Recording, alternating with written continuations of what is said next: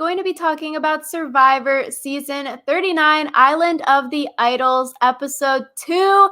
And just this morning, I took the LSAT, so I am on my way to be a pre-merge law student boot on Survivor after Bradley and now Molly. So my name is Rachel.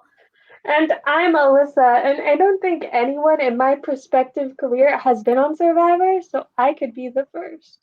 But yeah, it seems like law students and poker players do not do well on Survivor. You have So to pass the bar and be a lawyer, because it seems like once you become a lawyer, then you can win the game like Nick, or actually make it to the merge. So can't play Survivor until I guess I pass the bar exam and become a lawyer.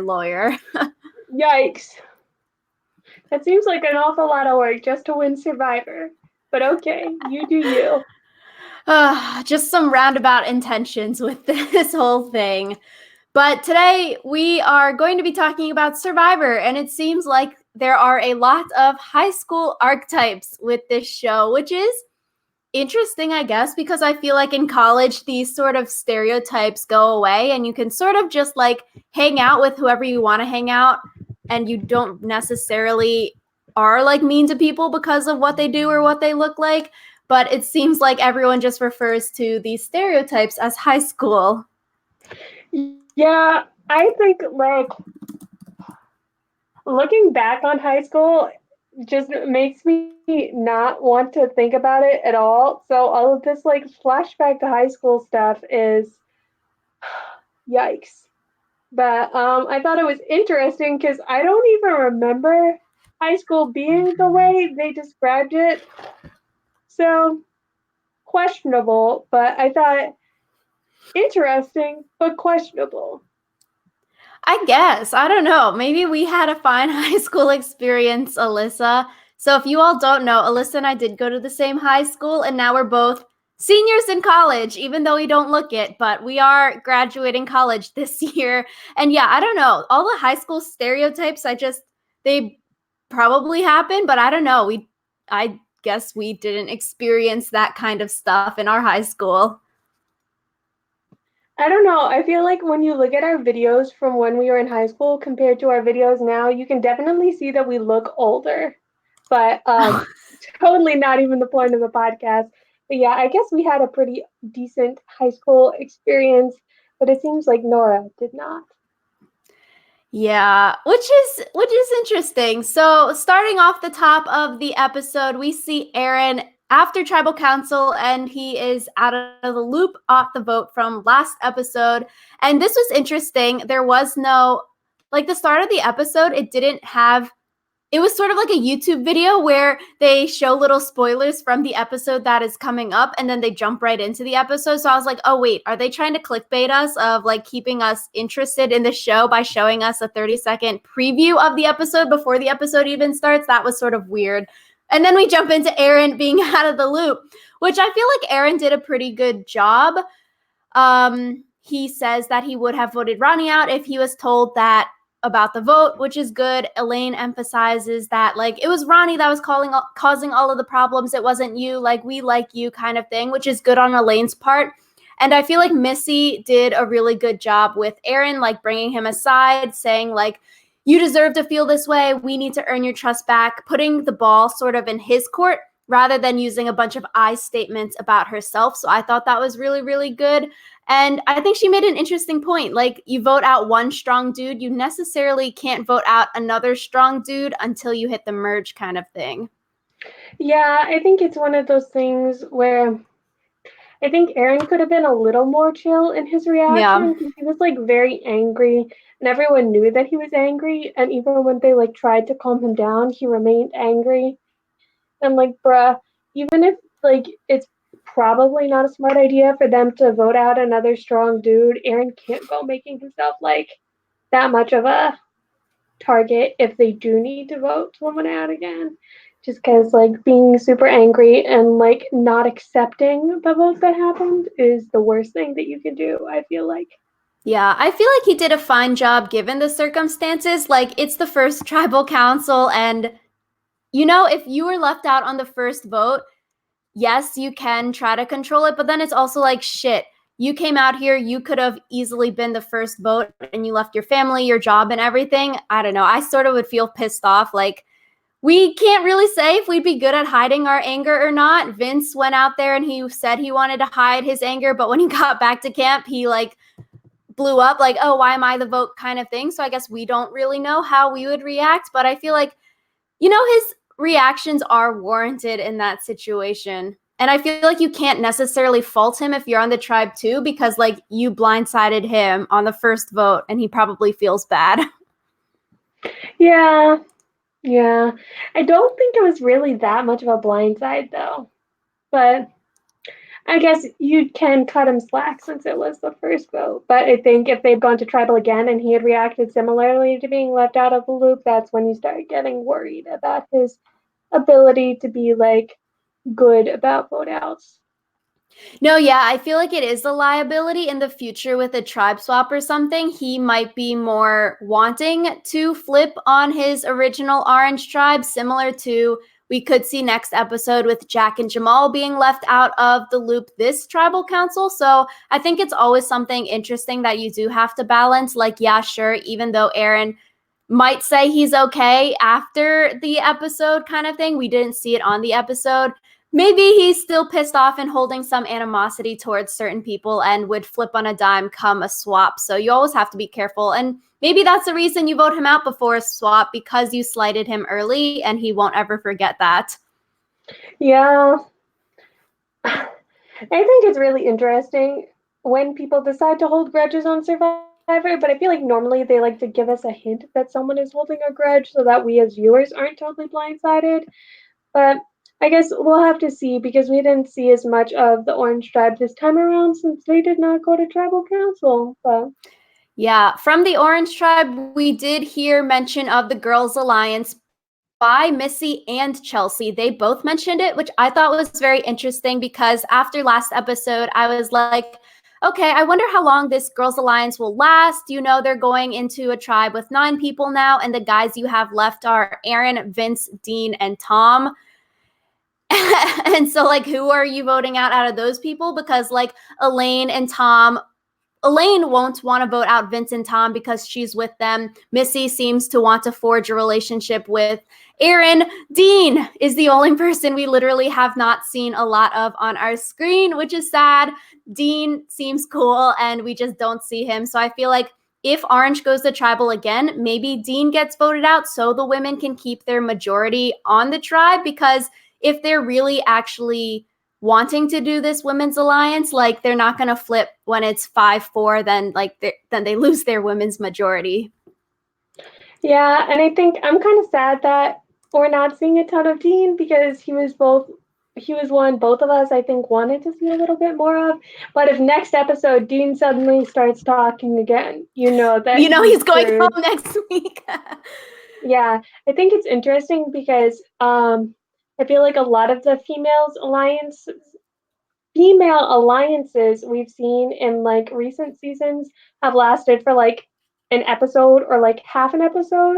So I'm really excited that this one seems to be sticking around for a little bit longer. I'm still hesitant to say that it's going to be permanent just because it seems like they're all kind of also dipping their toes outside of that alliance, and that's going to get messy if they need to vote one of the guys out. But yeah, that's why I see like Dean would be the next easy male out, because the other 3 seemingly on the show that we've seen have relationships with some of the women. We like Alyssa said, we have not seen much of Orange this episode, so we really don't know. It's just interesting that the Women's Alliance was brought up 2 times with a tribe that didn't even go to tribal council, which was very, very interesting and could be an indicator for the future. yeah, I'm going to have to start looking into Edgic again because I feel like the guy at Edgic would have something to say about that editing. But yeah, sort of like if Dean goes next week, it's like when Monica Padilla started talking the episode she got voted out on, and then it's a dead giveaway when someone goes from 0 screen time to like hella screen time in one episode. yeah, because it's kind of like their last hurrah. It's their last chance, the editor's last chance to make you care about the person before they get voted out. So Yeah, so going into the Purple Tribe, we see a lot of this episode focused around Nora, which I like. Alyssa, before we started the podcast, says she's not a very big fan of Nora. I feel like after this episode, I think Nora's fun. We see her doing all of these random clips with like talking about wood and the fire and coconuts and doing yoga and all of that, like just sort of weird stuff. But it's fun, sort of fun to watch on TV. She's like a little weird, but she's unapologetically herself, which I can appreciate. And she like recognizes that, like at tribal council when she was saying how like, oh, I'm single kind of thing, no kids, and I'm mid-30s. And so I was like, aw. Yeah, I think it's one of those things where Nora, just something about her annoys me, and I don't know what it is. Rachel and I have said before that like we're obligated to like Nora because she's from this area. We actually found out that she's an alumna of a school near us, and both my mother and my sister sent me an article about her being an alumna from that school, and I was like, please, I don't care that much about Nora. Oh, yeah. Chelsea is also from this school, which I feel like anyone who has seen us knows what we're talking about because we definitely say the state that we're from, Alyssa. Yeah, I know. I don't know why I just didn't say the school's name, but now I need to double down and just not say it and pretend like people don't know where we are or who we are. So, Yeah, I don't know. Watching the episode, if Jason and Nora got voted out, I'd be sort of sad to see them go. They have such an interesting dynamic. Even after last episode, when Nora was saying how Jason reminds her of her ex, it was like, oh, that's sort of weird. But they got a weird thing going on that I just want to see more of. They're so interesting. I feel like they're like the odd couple in the sense that like they're both just weird and they both seem super paranoid. And like the scene where Jason was telling Nora about something and Nora started dancing and then he's like, no, this is Footloose, no dancing. I was just like, what is this, a buddy cop movie? They're so cute. Like they both know that they're on the outs and they become friends. And then we have the scene of Jason saying he feels like he owes Nora something because she was the only person that came out and like talked to him last episode. And so it's interesting because I feel like last episode, Alyssa, what's up with your camera?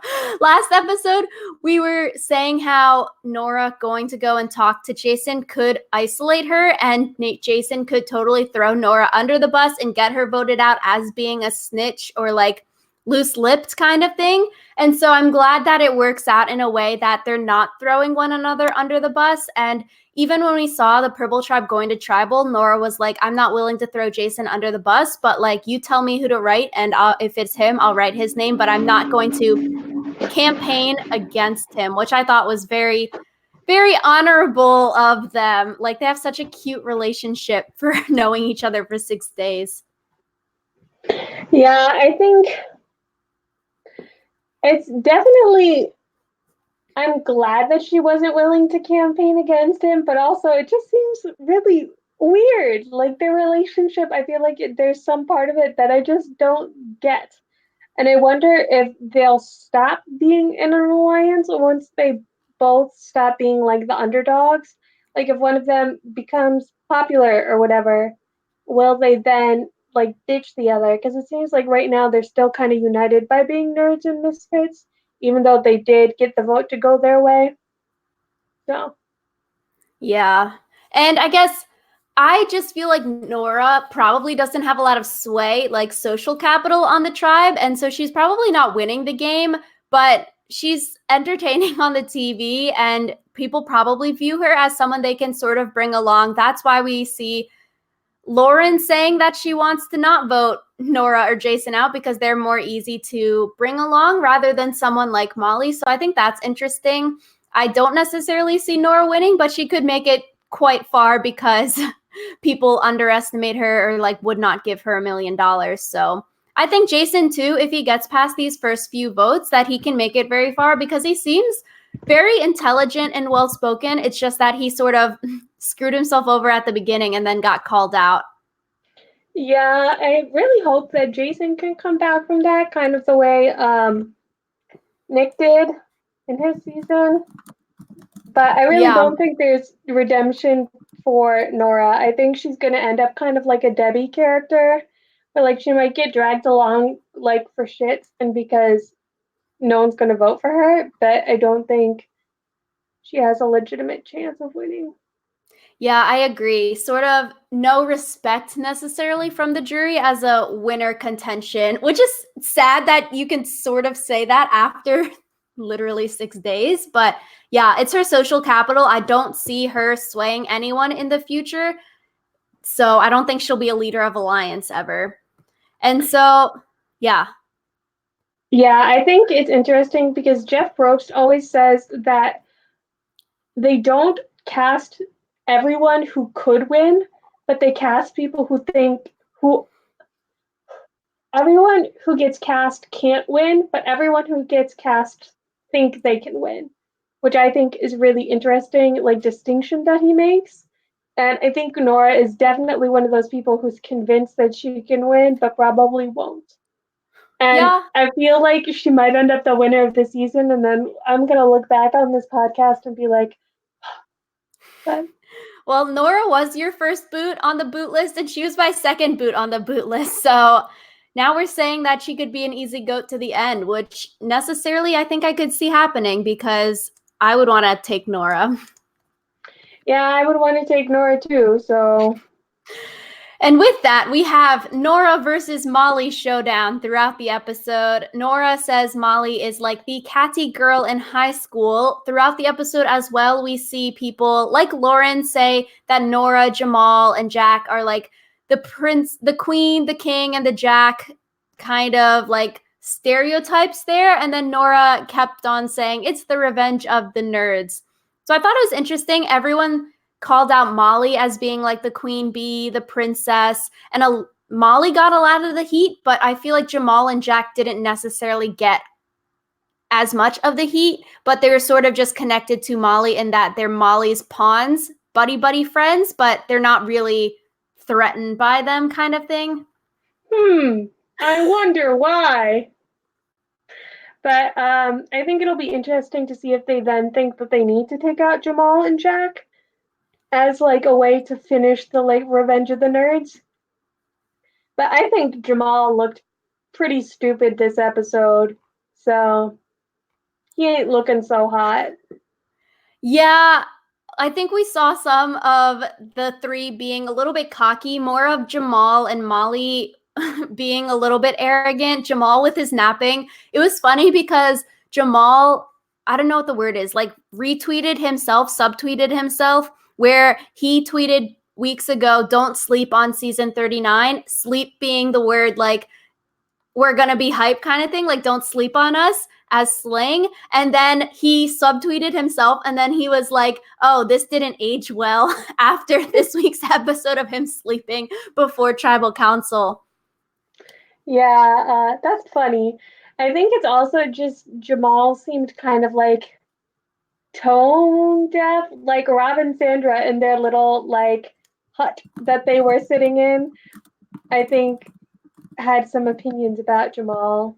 So Yeah. when Jason, the J names are really throwing me here because I was about to say Jack and I was like, no, Jack's on Jamal's side.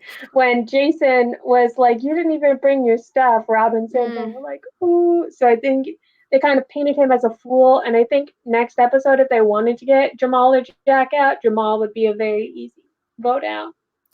Yeah, I feel like that's very arrogant, especially for the first tribal council when you're on this show to not bring your bag and to be napping right before tribal. I wonder if it was just edited that way or like straight up he was napping the day of tribal kind of thing, which is what the episode makes it seem to be. It doesn't leave a good taste in your mouth because literally 6 days in and you're going to sleep while you're going to allow other people to have conversations and you're literally unconscious sleeping and other people can have conversations and flip the vote when you're not around. I think it's funny because they could literally do it like over top of you while you're napping and you wouldn't be any the wiser. But I get it because like being on Survivor is very energy intensive, and when you don't get a lot of food, you do like sleep a lot just because like sleeping is the least energy intensive thing you can do. So, but also maybe not in the hours right before. A bad look, especially for 6 days on the beach. If you become lazy later on, maybe more fine, but when you're first making impressions with people, less fine if you're going to never go get firewood or always sleep or be mean to people at your camp. It just probably not a good look. So Jamal did not have a very good episode this week. On the other hand, Chelsea on the Orange Tribe had a good episode. From the little that we saw of the Orange Tribe, she makes fire in what Tom says was literally 2 minutes, and she finds an idol. And so making fire, I was like, shoot, great, yes, go girl kind of thing. But then I was thinking, oh, is that smart to make fire? Because then you show that if people are thinking long game, that you would be a bad person to bring to the final four because they know you can make fire. You're the first person to make fire on the tribe when it seems like those guys were working at it on a long time, and you come in and then 2 minutes later you have fire. So could be risky for the future if they are thinking long game. I thought it was really funny how Tom made it all about his masculinity. Yeah. I was like, why is it so threatening to you that a woman can make fire? Like, there is literally nothing gendered about fire making. So I had a nice, like, I had to pause the TV and be like, oh, what is happening here? I feel like Chelsea may have shown her cards too quickly because I don't know if she talks about being a super fan with other people, but from what past Survivor players have said in exit interviews and stuff, you can generally tell who knows the show when you're out there and then who doesn't know the show when you're out there. And so if they think that she knows the show really well, which she does, and then you see that she makes fire and then later she plays an idol, then you're like, oh, holy crap, we are not taking her to Final Four. She's a super fan of the game and she knows how to make fire super fast. Like, we need to vote her out. Yeah, I thought it was interesting because last week we saw Rob and Sandra teaching Elizabeth how to make fire, and they didn't even like touch on that this week at all. Like, I thought Elizabeth was for sure gonna get a confessional being like, well, Rob and Sandra taught me how to make fire, but I decided not to do it because da da da da da. And I think that would have given good continuity and proven that like Island of the Idols is actually like a helpful thing. Because I feel like if you have a challenge one week or one day, and then literally 3 days later, the contestant can't do it, it's kind of like, well, they wasted their time on the Island of the Idols. Yeah, speaking of Island of the Idols, Kelly goes to Island of the Idols. And this week I was like, WTF is this? Like, these questions, if you know the show, if you follow the Facebook groups, if you follow the Twitter, I feel like you could answer these questions without even having sat and listened to Rob and Sandra talk. Like, if you don't know that Rob has 4 daughters and married Amber, what the heck are you doing? Yeah. I think it's interesting too because Kelly, I thought it was a little unfair because Elizabeth didn't also express like, oh, I'm not sure I think I can do this, or I'm not sure I can do this, and Rob like didn't offer her anything better. But when Kelly was like, I'm not sure that I can answer 4 questions, he was like, what if I sweeten the deal? So I kind of want to know like when they're allowed to like up the offer and when they're not. Yeah, I thought that was interesting because it seems like both Kelly and Elizabeth semi pushed back, like sort of hesitant about playing the game or like doing it. And then, yeah, it just seemed that for Boston Rob this week, he was so quick to say, let's go from 4 to 3. Let's make it 3 out of 5. And that's just so much easier when the questions are literally easy. And What so is Sandra's dog's name? like, how many daughters does Sandra have? It's like, what the heck? You could literally know that if you follow her on Instagram. You don't need to sit there at Island of the Idols with her to know that. And so I feel like, yeah, I wonder if it's planned out when they offer better deals versus when someone has to ask for a better deal. Is it that they wanted someone to win this week because Elizabeth didn't win and they wanted to give someone immunity idol because in the premiere nobody won something, so they wanted to make it easier. And so that just seems sort of weird, and especially with Chelsea finding an idol at her beach. Now we know that there's hidden immunity idols at their specific beaches, and we know you can win idols at Island of the Idols. So it's like, okay, right now there are 2 people with idols in the game.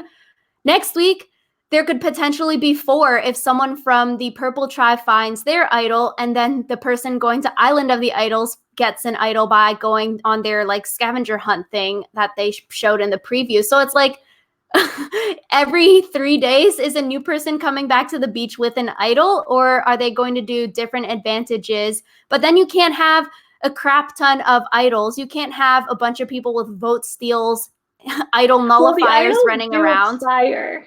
Yeah, the so I guess do next expire 3. after 3, but that's still a lot because the idols on each of the islands don't expire. So like the Orange Tribe and the Purple Tribe idol won't expire, and then it sounds like their idols that they get from Island of the Idols expire after 3 tribals. So that's still up to 5 idols out at any one time, which is still too much. In my opinion. Yeah, so. And because they do expire, they're going to be played, like, either soon. That or there's going to be a lot of like fake idol nonsense. Yeah, I don't know. I'm sort of conflicted because if you're not in danger, maybe Kelly doesn't play the idol because she's seemingly in a fine spot.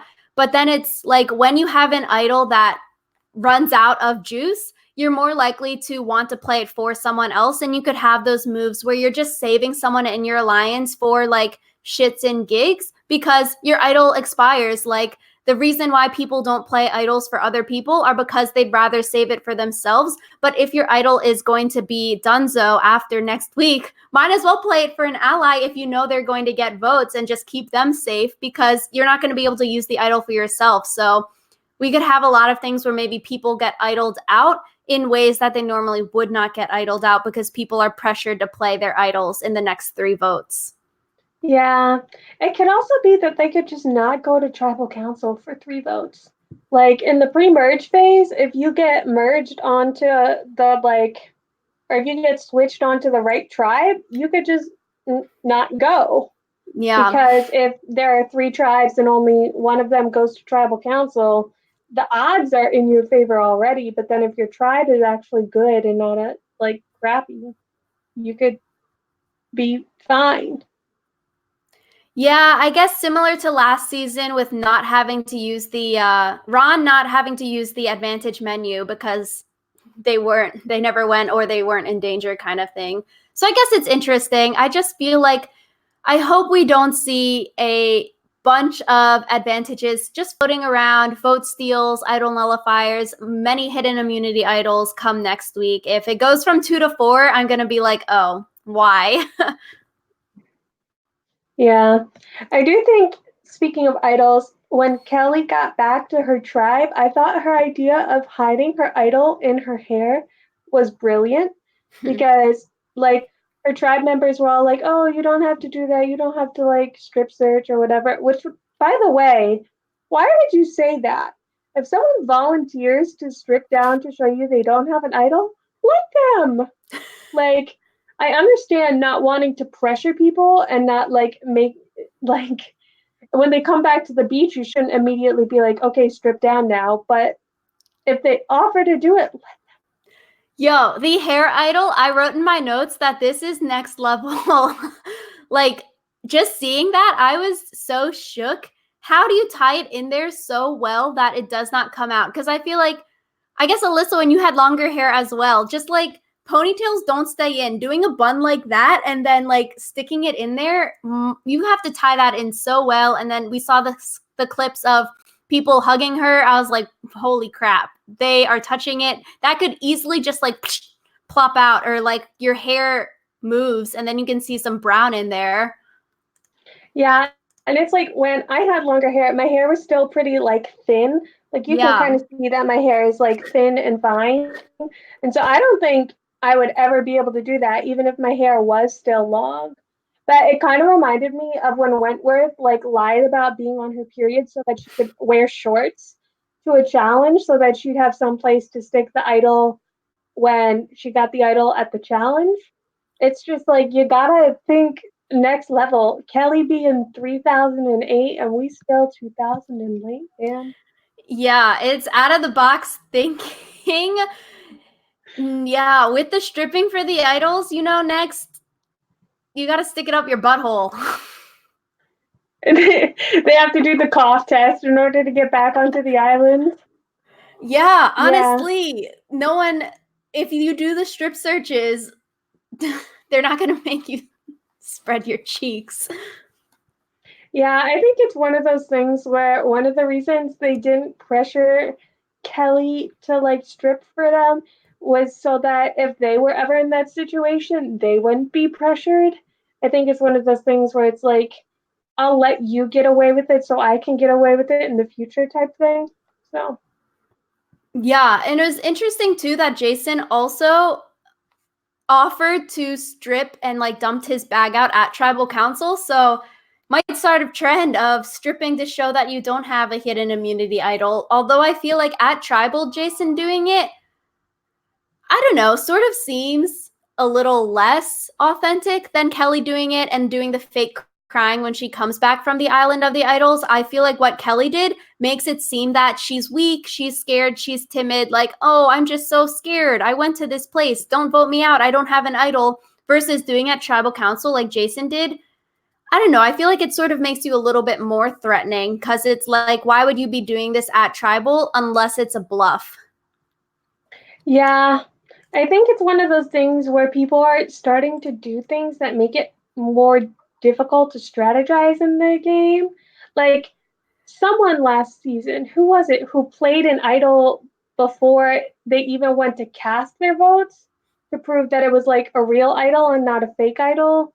You remember that? I don't remember who did it, but it's like that sort of thing makes it very difficult to play the game because if you start doing those things preemptively, then people are gonna get suspicious or be like, you have to like empty your bag to make us believe you don't have an idol. So I guess it's good move for the people that do that, like when they wear the idol before the votes even happen and then sort of threaten it like I'm going to be playing this tonight. And then you have to play it unless you're Russell on Australian Survivor where you pull it out and show everyone and then you don't play it. It's like if you're going to do that, you can't necessarily save the idol because people are probably still going to be putting votes on you anyway to flush the idol. So if you pull it out preemptively at tribal, I feel like you always have to play it because everyone knows and you might as well just get rid of it, even if they're trying to flush it because you never know. And like Russell still went home on Australian Survivor even after doing that shenanigans.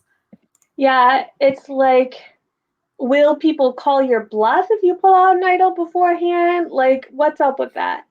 So Yeah, I'm I just thought it was stressed because I don't want it to all become about like idol shenanigans. Yeah, I thought it was interesting as well. Kelly coming back from Island of the Idols, and she does a very similar lie that Elizabeth did last week online.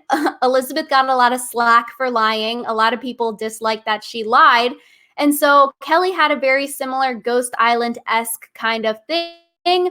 And then she had more details about the big figureheads, but she didn't say Boston, Robin, Sandra. And so it's interesting because when Orange goes to Island of the Idols next week, it will probably bond Elizabeth and whoever goes from Orange Tribe next week because they know that Elizabeth has lied about what's actually is the Island of the Idols. And so I think people giving Elizabeth slack for lying, hopefully we see next week that it actually bonds the other person and her together because they both have this shared secret now. And like, knowledge is power, even though the gig will be up once more and more people go and they share that it's Rob and Sandra. But I don't know if you'd want to share that because then people will just be sort of paranoid about you. I think it's also interesting because they might not be in the same tribes if they do the 2 into 3 split.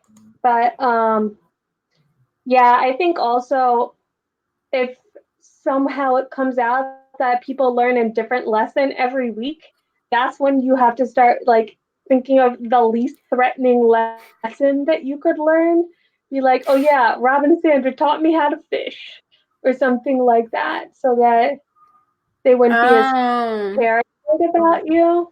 But I am really interested to see, maybe people will just come up with the same lie over and over again. So that's interesting because, yeah, once the gig is up, I feel like after a few more people go, the gig will probably be up when they're telling people what's out there. Then, yeah, you're right. You don't want to be like, they taught me how to make fire and now I can beat you in the final four fire making challenge. You want to be like, yeah, they taught me how to swim. Yay. Kind of thing. Okay, that's really interesting. I feel like with the Island of the Idols as well, just picking the name out of the bag is sort of really boring. I think it'd be more interesting if like the person who went previously, so Kelly would have to pick the next person from the Orange tribe, or you get debriefed about who these people are and then you pick kind of thing, where it's like we've seen in seasons past where you pick someone to go to Exile Island and then there's strategy with the picking.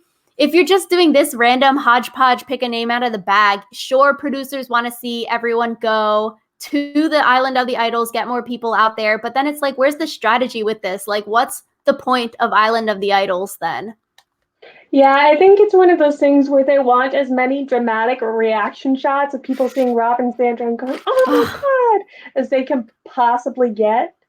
And then they're going to read that stupid note card every time. Like, yo, after 2 times we get the rules. Please do not waste 30 seconds of the episode on that next week. We get Yeah. it. Second time, I was okay. Yeah. The casual viewers might have forgotten, but after 3 times, please stop wasting time on the episode with that. Yeah. I feel like the only reason they should read that card again is if it somehow changes, which it's probably not going to. Yeah, so going into the immunity challenge, it was an interesting challenge. Throwing the bag for Chelsea was very risky, as we saw. Purple Tribe couldn't hold the ladder up, and it was because they were all standing on one side of the ladder. You should have spread your people out around it so then you're all not like being pushed by the wave, but that's that. Missy and Elaine did really good in the final ball rolling part of the challenge, and I was just happy that Purple Tribe went because it's always good pre-merge that you have equal tribe strength, because I feel like usually we see one tribe dominate pre-merge and then like everyone gets voted out. But now first 2 challenges, one went and now the other went. So more equality so we can see everyone on the TV screen. Yeah, and also just like not having someone go like 21 days without going to. Goddamn. Yeah. Any thoughts on immunity? I've started to find immunity challenges like more and more boring as time goes on. Because, like, right now I'm not super invested in anyone. And I feel like immunity challenges are only really fun if you're like really into one of the teams or really against one of the teams. And right now I'm just not at that point yet. No, Seems like yeah. a cool challenge, but meh. I Usually didn't really care who won. Usually on my rewatch, I skip the immunity challenges. I think we've mentioned it previously, but the Australian Survivor immunity challenges and reward challenges are just so much better than the US version. So maybe that's that. Our ones are just not as cool as the Australian ones, I feel like. Yeah, and I'm sure part of that is just like money, but also, come on, guys, better. So Purple loses immunity, and then we see the tribe go back. Jamal is doing his nappy nap time, and then we see Lauren trying to switch the vote.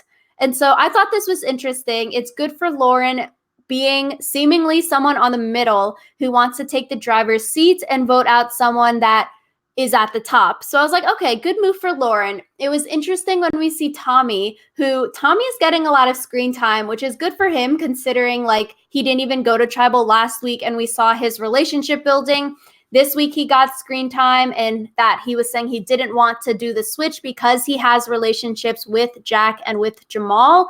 And so Tommy, probably someone to watch because he's getting a lot of good edit stuff.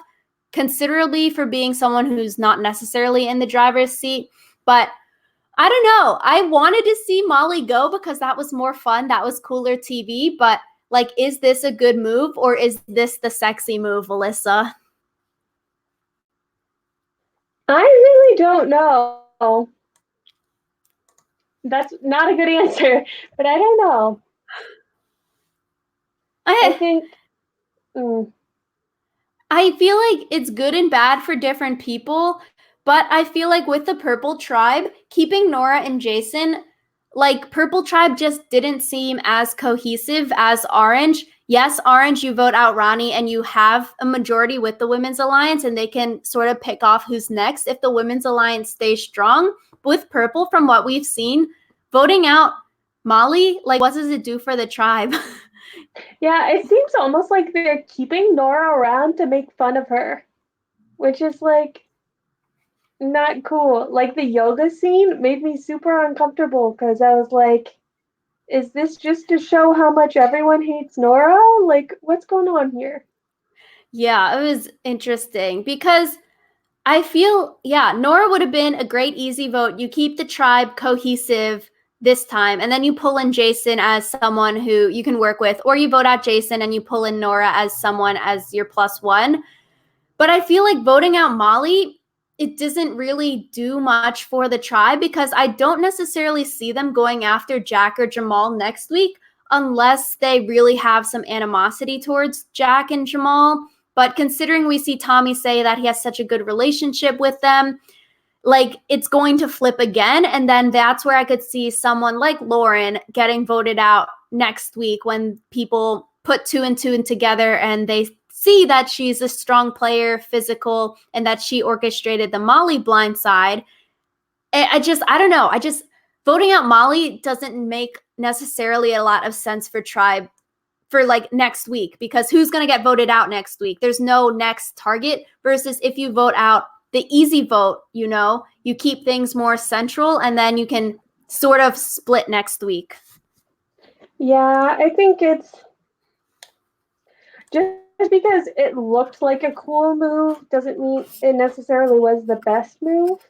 I think especially because like pre-merge stuff doesn't really seem to matter that much. Like when you're making your case to the jury, if you're like, oh yeah, my best move was something that happened on day 6, that's like not super impressive. So I don't know. Yeah, I think it will be interesting to see next week what happens with Purple because I see Purple as being more fluid than Orange, whereas Orange we can sort of predict maybe someone like Dean will be going home next week if the Women's Alliance sticks together versus Purple potentially went for the sexy move this week. And I wonder if they will just come back together next week and vote out a Nora or a Jason, or will they try to flip it again and vote out Jamal? Or will Jamal, Jack, Tommy, flip it again? Because it seems like the Purple Tribe just really did not like Molly. Molly was the thing bringing everyone down. And then now who's the target? Like, I don't necessarily see the long game in voting Molly out right now. Yeah. I mean, maybe there's some long game that we haven't seen because the editors haven't shown us yet, but yeah, I don't know. I also like to see or have an idea of like the tribe's next step forward. And like you said, I don't see that. So yeah, I would be interested to see at the start of next episode, Jamal and Jack, like we saw at the start of this episode with Aaron being pissed off. Where do Jamal and Jack go from here? Do they become super pissy and alienate themselves, or are they able to like reintegrate themselves with Tommy, who is seemingly in a powerful spot? Yeah, and I'm kind of hoping that they do reintegrate themselves just because that will make next week messier and like even if it's kind of annoying to not be able to predict who's going next, it's also kind of fun because then it's like, ooh, I like being genuinely surprised by who gets voted out, and I feel like it doesn't happen as much anymore. So Yeah. So this episode was fun because I was wanting to see the better TV. Voting out Molly was the cooler move to watch on TV. It's always fun to watch someone's facial reactions when they're blindsided. So it was good TV. I'm interested about the longevity of the move, though. Next time on Survivor, the preview, we see Karishma cutting herself, and then the person that goes to Island of the Idols gets a secret mission. Yeah, I'm not super stoked about that sneaking into another camp thing, but I guess we're gonna have to see how it goes. So, Spooky. yeah. Let us know in the comments down below what you think about voting out Molly. Do you think it was the right choice, or do you think they should have done something that gives them an easier next step? What do you think is going to happen next week? Who do you think is going to have to do the sneaky, sneaky, spoopy mission? And do you think Karishma's going to get medevaced? So many Oh, questions, oh so few man. answers. Yeah, But so thank you all so much for watching. We really, really appreciate it. And we will see you all next week with episode 3. bye.